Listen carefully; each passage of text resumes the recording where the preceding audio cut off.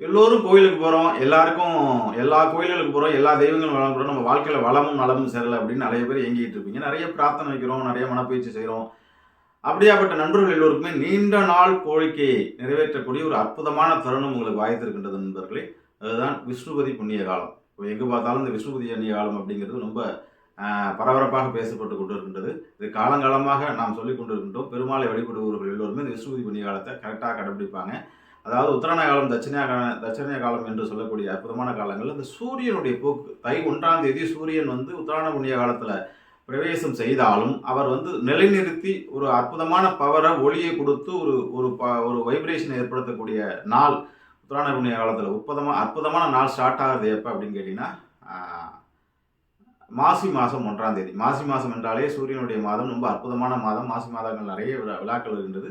இந்த விஷ்ணுபதி புண்ணிய காலம் அப்படிங்கிறது பார்த்திங்கன்னா வருஷத்தில் அஞ்சு நாட்கள் வருகின்றது. அது அந்த 4 நாட்கள் வருகின்றது. அந்த 4 நாட்கள் என்ன அப்படின்னு பார்த்தீங்கன்னா, ஒன்று வைகாசி 1, அதுக்கப்புறம் ஆவணி 1, அதுக்கப்புறம் கார்த்திகை 1, அதுக்கப்புறம் மாசி 1. நமக்கு இப்போ வருஷம் ஆரம்பிச்சதுலேருந்து பார்க்கும்போது மாசி 1, அது வர 13ஆம் தேதி இந்த அற்புதமான திருநாள் இருக்கின்றது நண்பர்களே.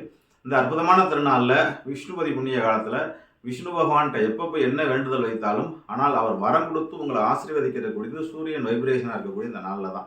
ஆகவே அன்றைய நாளில் பெருமாளை வழிபடுவதும் நீங்கள் டீப்பான பிரார்த்தனை செய்வதும் இந்த மகாதான யோக பயிற்சியில் நிறைய கட்டளைகள் ஆழ்மனத்தில் சொல்லிக்கிட்டு இருக்க உச்சரிப்புகள் எல்லாத்தையும் உங்கள் வேண்டுதல் எல்லாத்தையும் பெருமாள்கிட்ட வைக்கிறது ரொம்ப அற்புதமான நேரங்களும் பக்தி மார்க்கத்தில் ரொம்ப அற்புதமாக அதை நம்ம முன்னோர்கள் வடிவமைத்திருக்கின்றார்கள். இந்த விஷ்ணுபதி புண்ணிய காலத்தில் இந்த விஷ்ணுபதி புண்ணிய காலங்கிறது ஒரு 9 மணி நேரம் தான் இருக்கும். அதாவது அதிகாலை 1:30 மணிலேருந்து காலை 10:30 மணி வரலும் தான் இந்த விஷ்ணுபதி புண்ணிய காலம் இருக்கும் நண்பர்களே. ஆகவே எல்லோருமே ஒரு 5:30 மணி 6 மணிக்கு கோயிலுக்கு போகிறதுக்கு பிளான் பண்ணிங்க. அன்றைக்கு எல்லா பெருமாள் கோயிலும் திறந்திருக்கும்.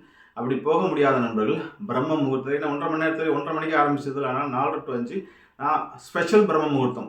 உங்களுக்கு உங்கள் வைப்ரேஷனுக்கு எப்படி பிரம்ம முகூர்த்தம் இருக்கும், ஒவ்வொருத்தருக்கும் 1 நிமிடம் வரும் அப்படிங்கிறது. உதாரணத்துக்கு இப்போ எனக்கு 3:24 பிரம்ம முகூர்த்தம். அது மாதிரி கோடான கோடி மக்களுக்கும் ஒரு தனி நிமிஷம் பிரம்ம முகூர்த்தம் இருக்குது. அதை நம்ம தனியாக ஆடியோவில் பேசியிருக்கோம் நண்பர்களே, வீடியோவில் பேசியிருக்கோம். இந்த விஷ்ணுபதி புண்ணிய காலத்தில் இந்த வர்ற வெள்ளிக்கிழமை இதில் ரொம்ப சிறப்பு இருக்குது. இந்த விஷ்ணுபதி புண்ணிய காலம் வருவதே பெரிய கோடான கோடி புண்ணியம், கோடான கோடி ஆசீர்வாதங்கள். அதை விட கண்ணா 2 லட்டு நாங்கள் ஆசையாங்கிற மாதிரி பல கோடி ஆசீர்வாதத்தை பெருமாவோட ஆசீர்வாதத்தை பெறக்கூடிய ஏகாதேசியோடு சேருகின்றது. ஏகாதேசியோடு வருவது மட்டும் இல்லாமல் வெள்ளிக்கிழமையில் வருகின்றது. இந்த 3 சிறப்பு வாய்ந்த நாட்களை நாம் தவற விடலாமா? கிட்டத்தட்ட 100-200 ஆண்டுகளுக்கு அப்புறம் வரக்கூடிய வைகாசி மாதம் அதில் கூட இந்த பலன் கிடைக்கவில்லை. ஏகாதேசியோடு விஷ்ணுபதி புண்ணிய காலம் வருகின்றது. மாசி மாதம் 1, அதாவது வெள்ளிக்கிழமை வர 13ஆம் தேதி இந்த அற்புதம் நடக்கின்றது.